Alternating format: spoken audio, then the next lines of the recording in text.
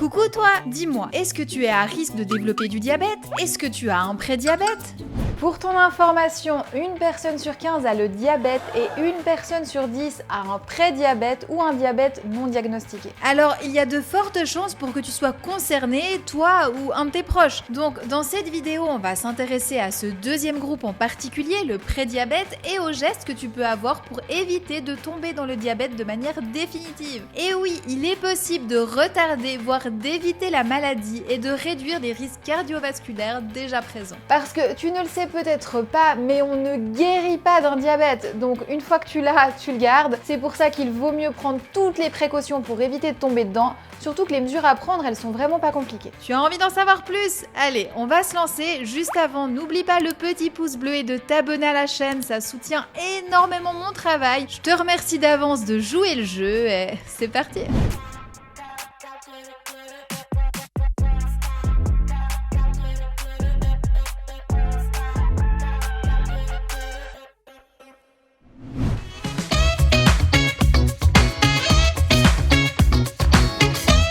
Le diabète sucré, c'est un groupe de maladies qui vient d'un défaut dans la sécrétion ou dans la résistance à l'insuline. Et là, on connaît aussi deux grandes catégories. Dans la première, on trouve des patients jeunes et minces qui ont un début brutal de symptômes. Ici, la première cause est génétique et malheureusement, il n'y a pas grand-chose à faire. C'est une maladie auto-immune. Le système immunitaire attaque et détruit les cellules du pancréas où l'insuline est fabriquée, ce qui cause tous ces problèmes. Et même aujourd'hui, les scientifiques ne savent pas vraiment pourquoi il y a cette attaque du système immunitaire sur le pancréas. Par contre, dans le deuxième type de diabète, les patients sont plus âgés, plus gros et plus tendus. Le diabète de type 2 survient lorsque l'organisme devient résistant à l'insuline et que le sucre s'accumule dans le sang. C'est le type de diabète le plus courant, environ 90% des personnes vivant avec le diabète sont atteintes de diabète de type 2. Et la maladie arrive de manière assez sournoise, parce que pendant longtemps, tu es malade sans t'en rendre compte. Et le drame de tout ça, c'est que pendant tout ce temps, tu pourrais prendre des mesures pour éviter d'en arriver à un diabète de type 2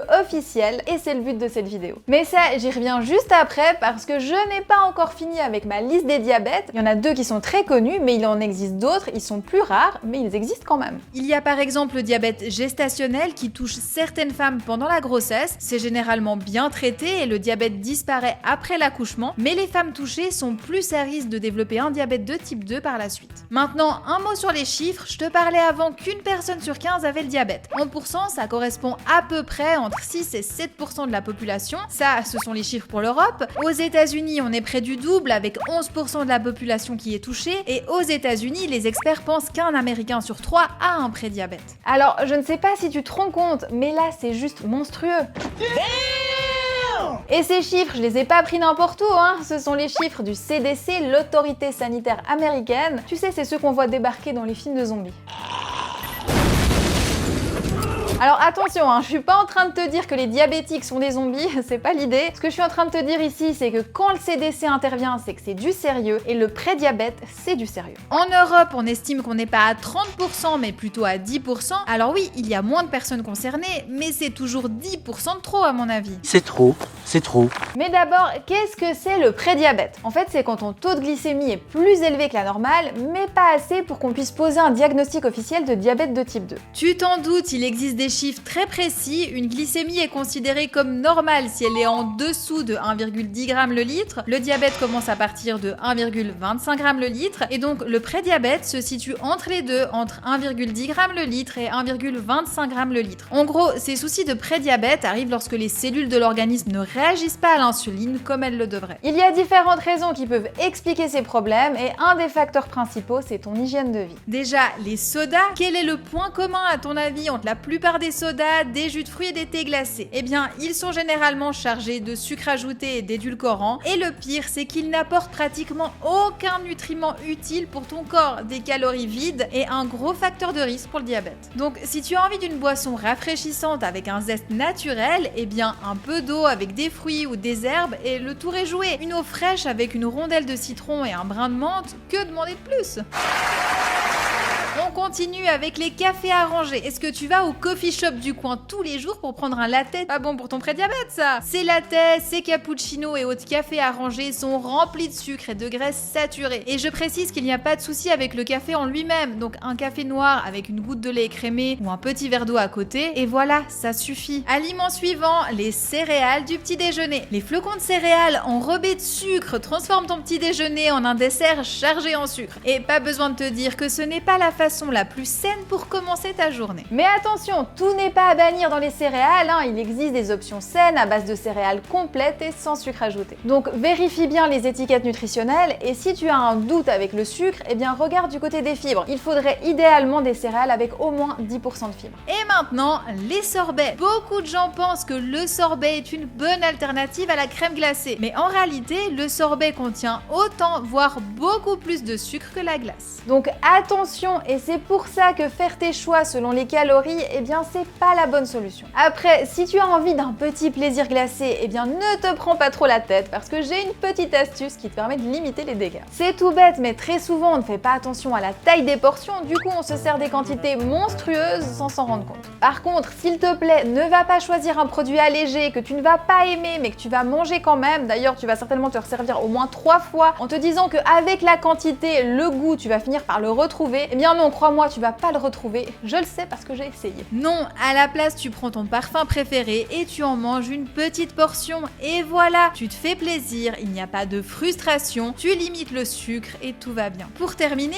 est-ce que tu as déjà pensé à la garniture? Des sandwichs, des pancakes, tu sais, tout ce que tu ajoutes un petit peu partout pour améliorer le goût de tes plats. Oui, eh ben c'est souvent très mauvais. Pense à ce que tu mets dans tes sandwichs. Ketchup, mayonnaise, sauce industrielle, vraiment pas top. À la place, je te recommande par exemple de la moutarde ou du houmous pour donner du goût à tes sandwichs.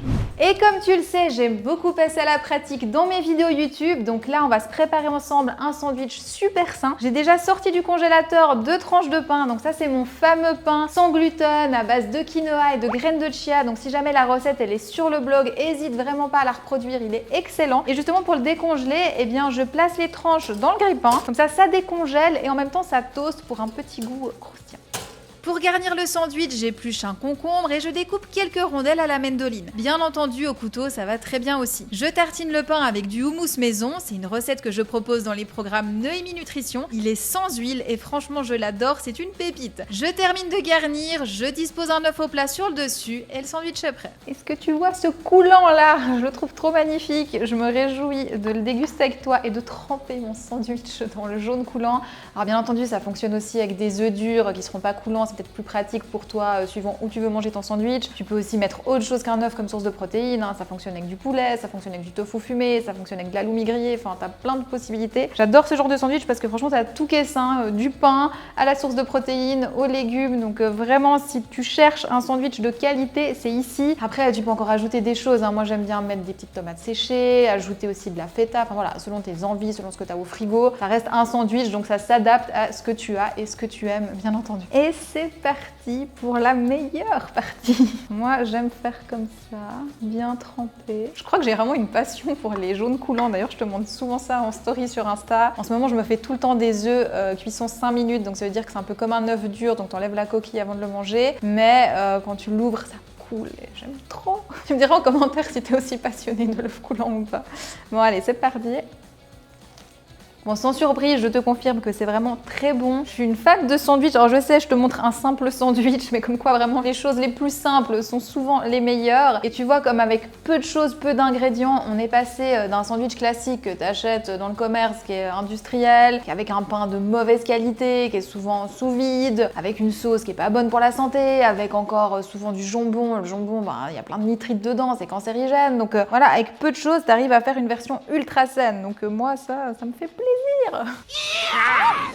Un petit point juste pour terminer sur la garniture des sandwichs, ça ne fonctionne pas que pour les préparations salées, hein, c'est aussi valable pour les plats sucrés. Pense aux litres de sirop d'érable que tu verses sur les pancakes, c'est pas terrible et c'est pareil pour toutes ces sauces, chocolat, caramel ou encore crème. À la place, utilise de la cannelle ou du cacao brut ou à la limite, si vraiment tu le souhaites, 2 pincées de sucre, mais pas 2 décilitres de sirop, vraiment là, c'est pas nécessaire. Au final, si on résume, les aliments qu'on consomme au quotidien ont un un impact direct sur notre taux de glycémie. Suivre un programme alimentaire sain et surveiller votre glycémie sont deux des mesures les plus importantes que vous pouvez prendre pour maintenir votre glycémie dans la fourchette cible. Il n'existe pas de régime ou de mode d'alimentation qui convienne à toutes les personnes atteintes ou à risque de diabète. Bien entendu, aucun aliment n'est totalement interdit, mais parfois il faut être raisonnable et accepter de les consommer en petite quantité ou de façon occasionnelle. Parlez-en à votre médecin qui pourra vous aider à mettre au point un plan qui vous permettra d'atteindre vos objectifs de santé tout en tenant compte de ce que vous aimez et de votre mode de vie. Comme exemple, je trouve que le régime méditerranéen offre beaucoup d'avantages, c'est super sain et super savoureux, donc tu te fais plaisir et tu te fais du bien, et sur la glycémie, c'est assez idéal. Tu as des fruits, des légumes, des céréales complètes, des légumineuses et des oléagineux, mais aussi de l'huile d'olive extra vierge qui vient remplacer le beurre ou d'autres huiles. On limite les produits laitiers, la viande rouge, les sucreries, les sucres ajoutés, le sel, c'est-à-dire en gros tous les aliments transformés. Je ne sais pas si c'est un mode d'alimentation qui vous intéresse ici, mais si c'est le cas, dites-le moi en commentaire, je pourrais faire une vidéo sur le sujet. Et bien entendu, si tu souhaites dès maintenant prendre soin de ta santé et atteindre des objectifs physiques, je te rappelle qu'il y a les programmes Noémie Nutrition. Il existe un programme pour chacun de tes objectifs, il y a un petit quiz sur le site, donc tu peux regarder quel programme est fait pour toi. Et dans chaque programme, tu retrouves menu, liste de courses, recettes, séances de sport, donc vraiment tout ce qu'il te faut pour réussir. Et en ce moment, tu as également 15% de réduction sur toute la boutique pour ton premier panier d'achat avec le code Noémie15, donc n'hésite pas à en profiter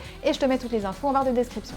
Pour l'heure, j'espère que tu as apprécié cette vidéo. Si c'est le cas, je compte sur toi pour mettre un petit pouce bleu et pourquoi pas un petit commentaire, ça fait toujours plaisir d'échanger avec toi. Donc là, je te dis à tout bientôt dans une prochaine vidéo YouTube ou si tu souhaites me retrouver dès maintenant, je suis active sur tous mes autres réseaux. Donc il y a Instagram ou encore le groupe Facebook Ma Vie de Cricket, c'est là qu'on échange avec toute la communauté au quotidien. C'est gratuit et t'es la bienvenue. Allez, à bientôt, ciao!